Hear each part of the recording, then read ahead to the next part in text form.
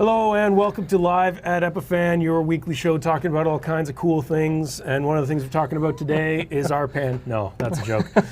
We are actually live on Reddit at the moment in a super sketchy way. And it's Live at Epiphan. But that is not our purpose for today. This is episode 131 of Live at Epiphan. And we're going to be talking about practical effects while we drive around in a car. This is actually really challenging, and I see why actors want to do this, right? They want to it's a natural thing. You move their don't shake the camera. I think the funny thing is that our viewers have been begging us to do another car stream, so here we are. Yeah, exactly. We're in a car, guys. Hey. And once again, we haven't left the property. Just like even closer in the parking lot. So today we are talking about how to use a giant screen for a video background. Yeah. So if you haven't figured it out already, there's a big screen behind us, and it's actually like a real screen, so it's a practical screen. Exactly. So we're going to dig into that in a moment, but first, the news, maybe. Well, you want to do the news? Do you want to? Yeah, are you ready for the news? All right, now I'm ready for the news. The news. We can switch to our news layout, see what we can do here. So, there honestly wasn't much that was terribly interesting in the news, and there's kind of two news sections. So, do the first one where we're going to talk about something that was really silly and ridiculous, and that was the Area 51 raid invasion. Storm Area 51. It didn't happen, guys. Nothing happened. Like 10 people showed up. It was a disaster. It was a joke. But one guy did get to go super viral after he ran Naruto Run. He did the Naruto Run because that was the argument. If you don't know what that is, look it up. They can't. We can run faster than their bullets with the Naruto Run. Yeah. So anyway, a guy went super viral doing that by running in the background of the news cameras. But aside from that, literally nothing happened. No one got shot. Nothing happened. I wonder. I don't know if they even issued any tickets or anything. No, because even like approaching there was a Canadian guy who got arrested for urinating in public or something like that. So good job, Canadian guy. They didn't let him use the Area 51 washroom. No, exactly. But I really gotta go. So I mean, yeah. Anyways. Actually, I honestly thought no one would show up, and Anthony and I were joking around in a bar in Manchester about it, and we were like, no one's going to show up. But then the next day, sure enough, there were some people. So anyway, if anyone was interested in that joke, there's obviously lots of news articles about how that was a giant joke, and nothing really interesting happened.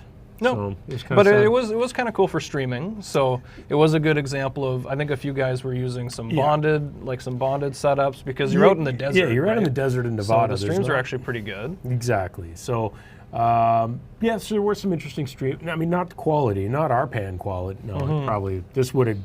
If it was live streamed on our pan where we are right now, I'm going to show you. Yeah, you're just behind the dash there.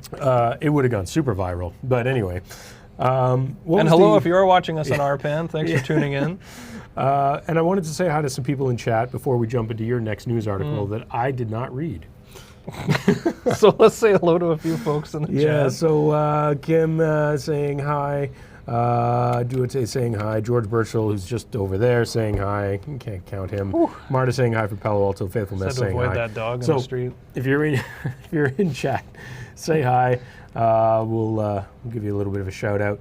And when we get into our real topic of the day, our practical effects, please throw your questions into chat and we'll get to those.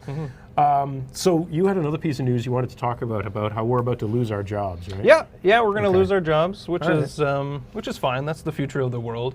Everything's just going to be replaced by automation. Yeah. So there's a 24-hour news network, again out of China, and they're using AI characters to replace their hosts. Okay. So not only do they just read the news using like a text-to-speech algorithm, they also have this very, very kind of ghostly, creepy-looking AI guy. So obviously it looks fake, but I think it's because it's like hyper real, right? Like it kind of over that point where it looks so over that. I can't remember what that drop off or what it's called, but. It's like the believability. Stupid. Yeah, stupid. Anyway. But the advantage of that, of course, is that they can do 24-hour news streaming. Right. They'd be able to have like a quick turn on doing a news story. Because it's all automated AI stuff. Yeah, it's all automated. And there's no mistakes, right? AI doesn't make mistakes. Ever. Yes, it does. But that actually is a perfect segue into semi-news, semi-content today. And that was my thoughts coming back from IBC. So For those viewers who know, I haven't been on the show in a couple of weeks because I was away in Amsterdam at IBC. That's like 3 weeks. Wasn't it? Gone for a while. Yeah. Big international broadcasters show. Of course, we were there exhibiting with our products, but there's also a lot of other cool stuff happening there. And AI was a big part of it. There was a bunch of different AI things. We might have even been talking about some stuff in our booth, but more on that much later at another time. But my general thoughts, you wanted me to put together my 5 picks for IBC. Like the 5 cool things that you saw, So our colleague Marta put together a blog post of 19 or so cool things at IBC. I'm borrowing some of those because I agree with them, but there were some other ones in there as well. So my 5 things, one of the top ones that I found was actually the BirdDog NDI camera, their new one. Mostly because it's a PTZ camera that has NDI. Okay, boring, nothing new there. PTZ Optics and all those guys, they have that. Has BirdDog done optics before? No, they've just done converters before. We have some of those for NDI experiments here. The interesting thing is that they packed a lot of interesting stuff into the one camera. So most PTZ cameras that use NDI are NDI HX. This is both regular and HX capable. And there was a bunch of pass-through NDI options and a whole, anyway, I highly recommend going to check it out. It's BirdDog. And what would you do with pass-through NDI? You know what? We don't even have enough time in the show to go over literally everything that's in this camera. Fair enough. I was reading through it in their catalog and I was just like, wow, this is an impressive camera. It's using a high-quality Sony sensor, I think. Cool. Like it's nice. I just hope that it's better quality than their converters. That's all I can really say about that. And when is that going to be available on the market? Apparently now. Sweet. So I would recommend anyone who's interested in an NDI PTZ camera, check out the new BirdDog model, and there might be something there that you find interesting and that you like. My next pick. Look how giant my hands look in this shot. Yeah, that's a bit rough. High side shot. So my next pick. My next pick is for Deity Audio. So that's a bit of a cheat because we were next door to them booth-wise last year. Super nice guys. And they actually have some really, really cool audio stuff. Lav mics, shotgun mics. But they make a bunch of stuff that works really well on mobile devices as well as a bunch of other things. So Deity's a super cool company. They're doing things differently. They try to make sure that they have high-powered audio stuff. So I was impressed with their stuff last year. And this year they had a new HD TX transmitter thing that was pretty cool. So again, check out Deity Audio and all the things that, what did you do to our Switch? Oh, just the confidence monitor. Killing me here. Breaking it. Just changing settings on the fly during the show, no big deal. No, we have no audio monitor on there, so I was kind of panicking, but I want to make sure we actually have audio. My next pick, and maybe more on this coming in a future episode, Facebook showed off a whole bunch of new live interactive tools. We haven't started playing with these yet, but there's obviously polling, there's a bunch of other things in there, and they're adding more and more for interactive tools to Facebook Live. So that was... did they have a pavilion or anything? Like, did you see not that? I saw. Okay. But there was a whole bunch of stuff everywhere. But anyway, I was noticing any of those, and I think we're going to take a deeper dive on some of those new Facebook tools in a future episode, maybe even next week. It will be next week. Yeah, probably next week. Probably, maybe, definitely. And another one that is one of my picks was not in the blog, and this one was getting a lot of attention across the interwebs, and I bet you a lot of people in chat were the people making noise about this as well, including on the Webcaster X2 Facebook group. A lot of people were asking about the Blackmagic ATEM Mini. It looks very interesting. I don't know how Blackmagic is making any money on this product. Could you get your hands on it, or was it like it was in under a glass case? box? You could not touch it. So you don't know how much it weighed or any? No, there is very little information, just in a glass box with the lights all blinking and just on some demo mode. So it really wasn't that interesting. But obviously as a product on paper, which apparently you can pre-order it now and available in November, it could be interesting as a very inexpensive 4-input HDMI switcher with some basic effects and things like that. And did you say it had USB for UAVC support? Or? That's the rumor, that it also has a USB kind of output to your computer. So I don't know, but we don't know how well any of this works yet. So I don't know. We'll see. If we might get to play with it at some point. We'll see.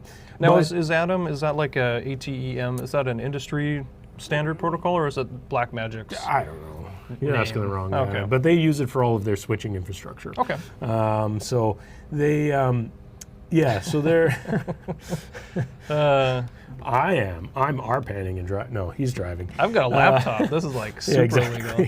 We're just waiting for the OPP to knock on the door. Exactly. So the A10 Mini was interesting, but I didn't get to play with it, so I can't really report anything then. It's about this big and looks super plastic, and for the price they're selling it at, I have no idea how they're making any money. Well, you'd have to use lower grade materials if you want to make any profit on that. It's probably built to a price point. So I don't know. We'll see. Maybe it's good. Or at least they want to cannibalize the market. And then, of course, last but not least, one of my big picks was us. Ourselves. How modest. We had a super cool booth that Lisa designed. It was super awesome. We brought Lisa to the show the first time she had been at a trade show for Epiphan, so she could learn about what it's like, what it's all about, and what people do in the booths and our customers. And so I think that was a great experience for everyone. But we were showing off some interesting stuff. We got a lot of attention, of course, from customers asking about the CMS integration with Kaltura and Panopto, and a lot of other things as well. And then we were showing some kind of skunkwork projects that I don't think I want to talk about. Can we not talk about it yet? I don't think so. We're showing it off on the floor. I don't think so. Well, that's why I didn't have a boom mic. Yeah, no, I don't think that. No, we couldn't. Here, Lisa, why don't you jump over to the laptop channel and show off that beautiful booth that you designed? Yeah, let's see. So this was our booth at IBC. That was a nice professional shot on one of the last couple of days. Our contractors took that picture. They took some 360 stuff from the middle of the booth too, but they didn't give us those. Seen that yet? Yeah, but I saw them use it with their 360. But anyway, that was our booth. So, but also anyone who was in chat who did get a chance to visit us, I did meet several of our viewers in the booth. I really wanted to just say thank you and appreciate you coming by, saying hi, and chatting with us. It was awesome. So that's it for that. IBC was cool. It's a 5-day show though, so it's exhausting, very exhausting. And well, then you went on a road trip after that too, right? A little bit, yeah, a couple days, but a few of us are still trying to recover.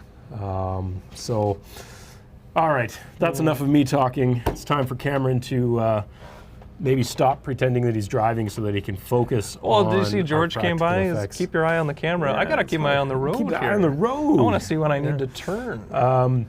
I have a passenger. I can sleep over here. Yeah, you can have a nap. No, this was actually a really fun setup this week. So we have this huge monitor that we were using for another project. Yeah. And I wanted to see how we could actually integrate that into our studio setup. Yeah. And kind of what the what the effect would be of that, and kind of what the use of what the use of it would be. Right. Now, usually if we're doing a special background, something virtual, we would use our chroma key for it.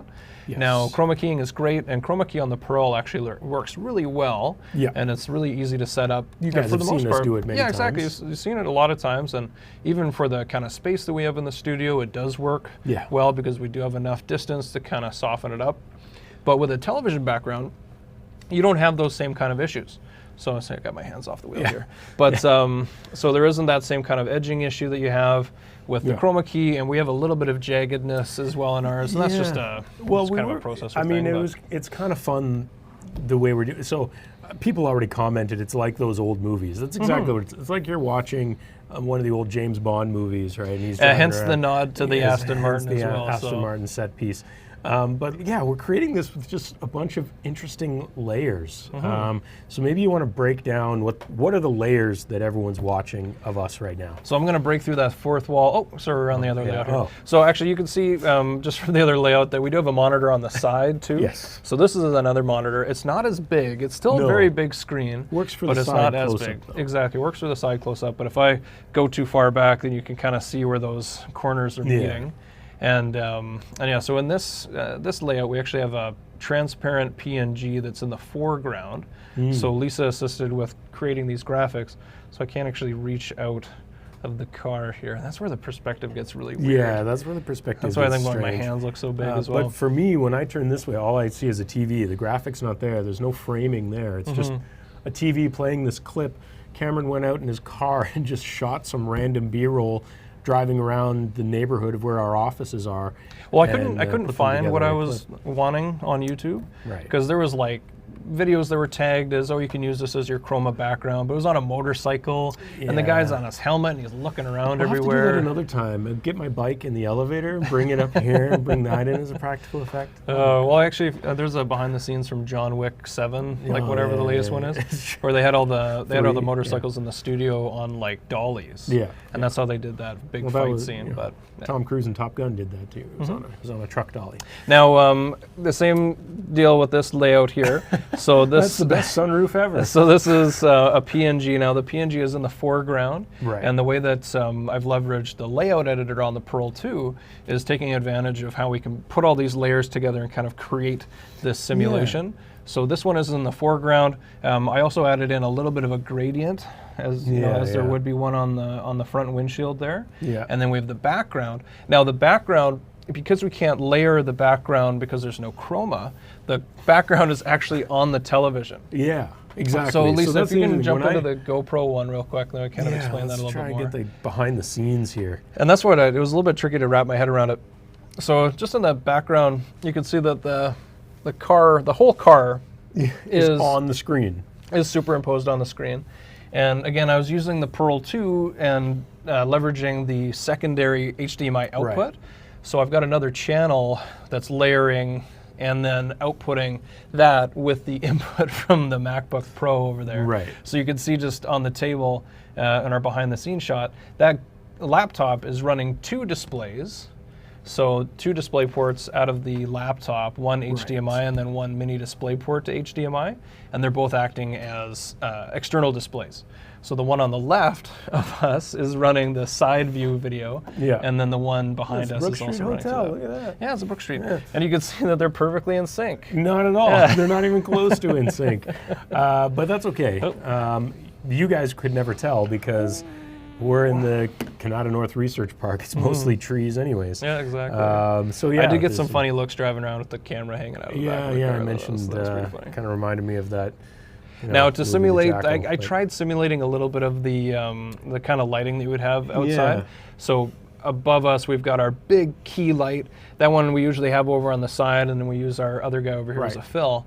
I put a cloth in front of it, not only to kill the reflection, right? Because we're getting a big reflection off of the TV, and that's another one of the challenges of using a monitor like this. Excuse me, so you do get a lot of reflections. But then I also pointed a fan up at the cloth, so as the fan is kind of blowing it, wave to it. Yeah, it's kind of creating a little bit of a difference in the lighting. So as the cloth kind of goes, it's not super obvious, but it's kind of subtle there. So yeah, no, it does help, and it does soften up the light a little bit and cut down on some of those reflections. Now I should say, I think that there are other LED like displays that don't have as much reflection, so you could have a more matte finish. Yeah, there's definitely more matte finish ones. Yeah, totally. So this one is not, I don't think it's, they probably never intended it for this purpose. No, definitely not. This is an 82-inch 4K TV. It's a Samsung, I think. Yeah, I think so. Yeah, Samsung doesn't have the TV. name on it anywhere. But so one of the things that a lot of you, maybe you're not asking this question yet, but you should be. You're thinking about How did you do this without seeing a ton of flicker on the TV? Because normally when you point a camera at a TV, all you see is the flicker lines going up and down. So what did you do to avoid that? Because there's none. It's perfect. So the flicker that you get is from the frame rate on the camera. Okay. So it was actually just a matter of matching the frame rate to the TV hertz. Now usually we shoot at 60. Right. So, or sorry, usually we shoot at 30 frames per second, and the shutter itself is what we adjusted to make sure that there was no flicker. And so the regular settings that we usually use worked fine with the TV. Okay, because we shoot at 60. Yeah, exactly. Because but if we had been shooting at 30, we would have seen a ton of flicker. Well, there'd be more flicker if we didn't have the right shutter speed on there too. And even more so if we had set like 24 or something. Yeah, totally. Something totally off in even mathematically. Well, and what we've encountered shooting overseas is that the lighting is also at a different hertz. Yes. So if we don't adjust our shutter speed in the camera, then you can see that, and it's this really gross, just like rolling especially light that in happens. Europe, where things are in 50 hertz a lot, so things are a little different. Exactly. And we're 60 here, right, in North America? So Usually, 60 hertz is but I'm sure right? this TV could do like 120 or 240 or something like that. But really, there wasn't much adjustment or fine-tuning that I had to do on either of the TVs. It just worked right away, which is great. I did notice a lot of banding. Not normally what happens. Yeah, no, not at all. I did notice some banding with one of the graphics that I was working with initially, because it was a lower res graphic. Then you could really see the lines going up and down on them. And yeah, Linda, I think I saw a comment from Linda there about the cost of this TV. I have no idea. From Kim, actually. Oh, from Kim, sorry. Yeah, costs like $3,000-4,000. Not quite. No, this TV was cheaper than that. Cool. But, an 82-inch 4K TV is not inexpensive, but we needed it anyways. We just borrowed it for today. Yeah, exactly. So we're just lucky enough that we get to have that fun. But in general, the cost of a TV like that, they've come way down.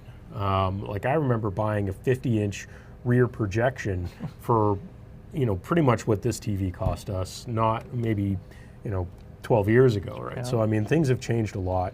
Well, it's a smart TV. It's got apps built in. There's all kinds of. You guys can't tell for what we're doing today, but this TV, when it's in its normal TV mode, is beautiful. Like it's excellent. So, another one of the challenges, obviously, setting up for today was actually getting the framing right. Yeah. So we're pretty much, we're at 35 right now. So this camera that we're using, it's got the Lumix glass on it, and so it's the 35 mil equivalent, which I'm not sure what that equals with the micro 4/3, but that's as that's as wide as we can go back. Or sorry, that's as tight as we can go back in. We can go a little bit wider with this lens. So this is off topic, but we're using the Z Cam today. Have we really covered much of that? We haven't talked about it too much, but it will be sometime. So you guys are usually used to us seeing the C100, which is doing our side view, and the A6300. Normally our two main cameras. We're not using the 6300 today. The C100 is the side cam, which is funny, and then we're using our new Z Cam as our main camera. And I think you guys will probably be seeing more from that camera, and as we experiment with it and learn how we can play with it. It's a very cool camera. It has all kinds of features, including being networkable. So it's like a throw it on a network. It has remotely controlled, which cool stuff. Yeah, the Zcam was quick to point that out actually when I had a post on Instagram. There, and you can control it through the app. Yeah, which is cool. C100 side cam is up there. So, what did we learn from all of this, other than practical effects can be fun? So it was very fun to set up, and it was easy. So I think if you're in a position where you want to incorporate this kind of background, if you want to have maybe a studio space where you can change up the graphics easily, put different logos in the background, and you don't have access to the chroma equipment, that's pretty easy way to go. Yes. And it's a lot more versatile in some ways. In some ways. So if you guys recall, some of our longtime viewers probably recall, we've done episodes on chroma and green screen and all of the things that can go wrong there. When we do a green screen one here, I know you guys love it when we go to the log cabin and it's snowing outside. When we do that, we spend a huge amount of time working on the reflections off this desk that you can't see. Let's call it the dashboard today. The reflections off the dashboard, or getting the lighting right so that the shadows are non-existent, and all these other things. Lighting with a green screen is a pain, and if you don't do it all the time, if you don't have a permanent setup, requires a lot of effort. It does. To set up and take down, set up and take down. Practical effects, kind of, Well, it takes that out of it, right? Because you don't have to worry about the edge light. You don't have to worry about a fill on the green screen.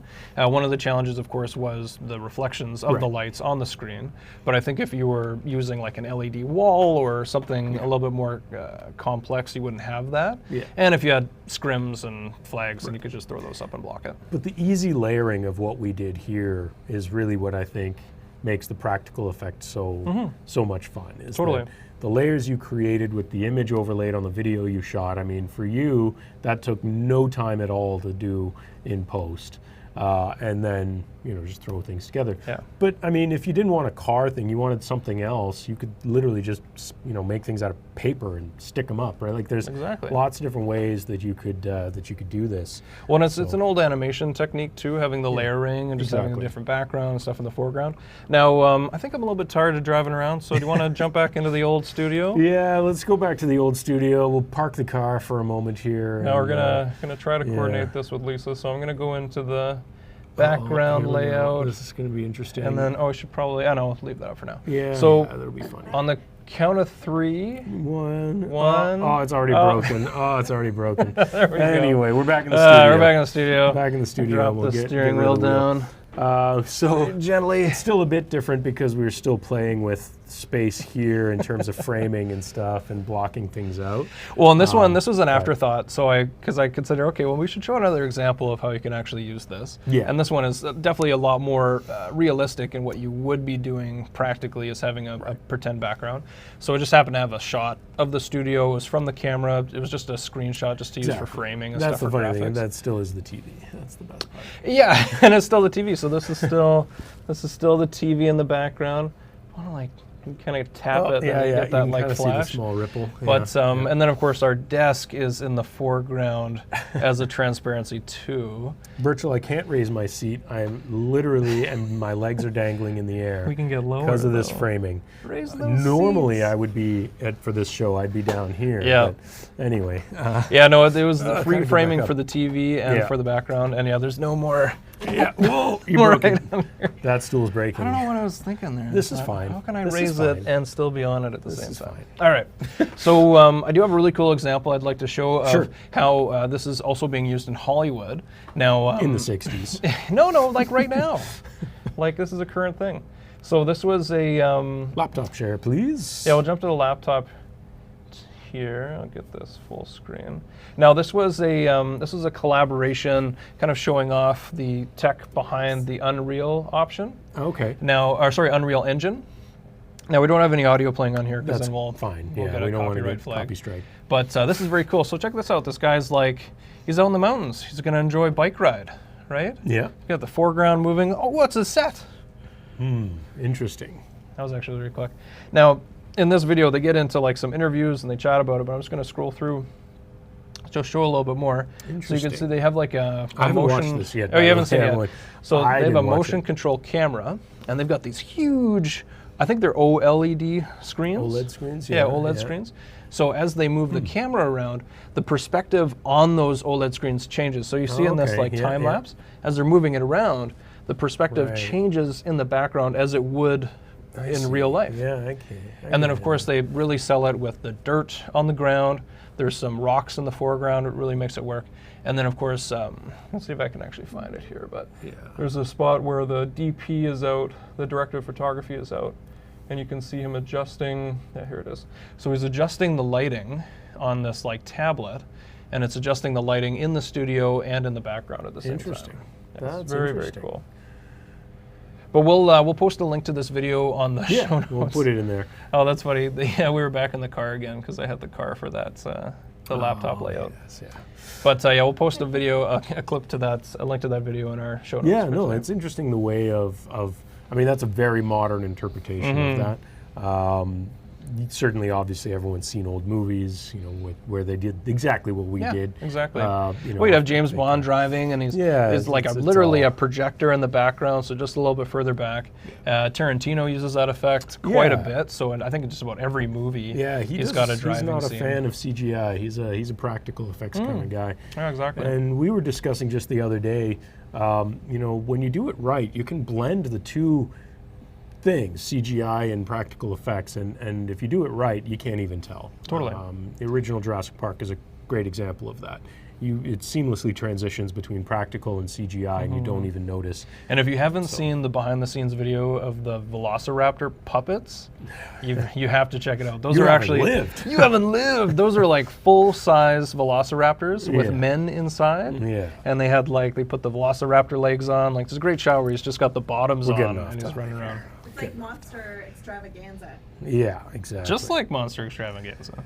I don't know what she's talking So, actually, what I'm going to do, since we're sitting here, I'm actually going to put the link to that video we were just talking about. Oh, you can throw it up in the chat. I'll throw it in the chat. Since I am watching chat, I know I haven't talked to a lot of you here, but this is just a lot of chat back and forth between people. So, yeah, Linda was saying the difference between budgets and setup time. Yeah, there's a lot of things that go into play there, and practical effects can be a great way. Yeah. But one of the things you see a lot at shows like IBC is virtual sets and how to use virtual sets with green screens and all these other kind of things. And they are super cool, but they're expensive. Yeah, they're super expensive. They're not cheap setups. Well, So- and with the chroma, you also have to worry about the post-production. Exactly. Right? So if you had the same thing as a practical effect, Yeah. the screens in the background are showing a real image, then you chop out a huge amount of post in your workflow. And that's something that we were talking about earlier just in the customer service area. Because I think Adam 1, we're calling him Adam 1? Just Adam? Yeah, just Yeah, so Adam was asking, yeah. like, why? Like, why would you do all this? Yeah. And it's just a matter of cutting down the actual post-production time, Exactly. making it a little bit easier. Right, and so Kim was just saying, what is important when buying a monitor and using it as a backdrop like this? Well, you might have better tips. My first thing would be, like we were talking about, understanding what its refresh rate is and making sure that it's going to be able to be set or compatible with the cameras that you're using so you don't get flicker. That's very, very important. In general, any TV is going to be at least 60 hertz. Any LCD or LED TV is going to be 60 hertz. So just making sure your camera is capable of that. If you're in Europe, and I believe you are, then your TV is probably going to run at 50 hertz by default, but there might be settings. So investigating that. And again, just making sure that you understand the settings so you can match it up to your cameras. Aside from that, this 82-inch is probably, just the sheer size of it is probably one of the things you want. I know that sounds a little crazy, but I mean, you guys can't even see the edges of it. You can't tell that it's there. Like the edges of the TV are way up here. And so, and we couldn't pull any further back. Exactly. Right, and we don't see have it. and we don't have But it's multiple still angles. enough. But I mean, if you had 3 of these set up, 2 on either side, it's like that episode of Black Mirror where the guy had the room and he had all the ads. Yeah, You didn't sure, see I that. totally saw So that. you could have the 3 walls. I don't know where you put the cameras, but you could potentially have those side views and that cutaway and just have it all in that virtual space. Yeah, so refresh and size, I think, are probably the biggest things. Obviously, with any TV, if you care about image quality, then color reproduction is going to be a big thing as well. If it's a really low quality TV that doesn't reproduce qualities very well, that's going to be even more diminished when shot through a camera. So, you want to have something that's pretty vivid, pretty potent. Well, and the whole point of this monitor, it was sourced specifically for this use. So when it was sourced, that was things that were considered was the brightness and making sure it was compatible for this effort. Can't go wrong with Samsung, pretty much. That's one thing. Yeah, there's, so anyone has any questions about the practical setup, throw up in chat, we'll try to answer them. Otherwise, was there anything else that you enjoyed about this setup?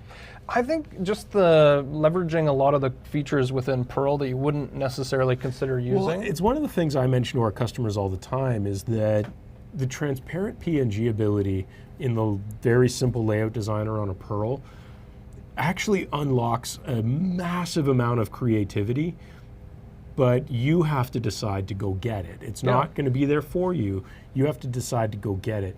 So I've done demos with gaming companies where they've had overlays where there's cutouts for the game display and then the player on camera, but there's just little subtle overlays because it's a transparent PNG, just to make it so it's not just a square box, right? Just exactly. spider webs in the corner, that kind of thing. But it's a full frame overlay that just has these cutouts. We have a new hire here on the support team, and he's been playing with Pearl this week. He's hiding behind the camera for now. In some future episode, we're going to make him talk to you guys about really cool stuff. But that's drag him out. future stuff. But even just what he did in 10 minutes using a Pearl yesterday, by us just going, by the way, use any transparent PNG you want. All of a sudden, all these creative possibilities were coming out. So, well, and you wouldn't be able to do this without having the multiple HDMI outs as well. So, well, you could do it. It would just be a lot more inefficient. A lot more so splitting. Being able to actually configure the background, put a different layout on there, overlay more assets within that, and have it all coming out of the Pro. It just made it really simple, and it was fun to play with. Yeah. But it was a fun experiment, and maybe we can incorporate that in some way in a future studio. We'll see how it's going to work. And eventually, we also will actually do a real car stream for you guys again at some point. We'll do the bonding. We just haven't figured it out yet. Bonding episode. Yeah, there's a lot of, we got to figure out how we want to do that. Even though I think even our technology that we have now compared to last time would be a step up, I think there's more things that we could do to improve it. So we'll have to decide what we want to cover. But one of these days. I was just checking Twitch, and it is quiet. Yeah, I think our time expired on our RPAN too. Oh, it did? Yeah, I closed it. The RPAN cam. RPAN. All right, well, if there's no other comments in the chat, I think we could probably wrap things up. Yeah, What are you actually, laughing about back there? New guy has a beard.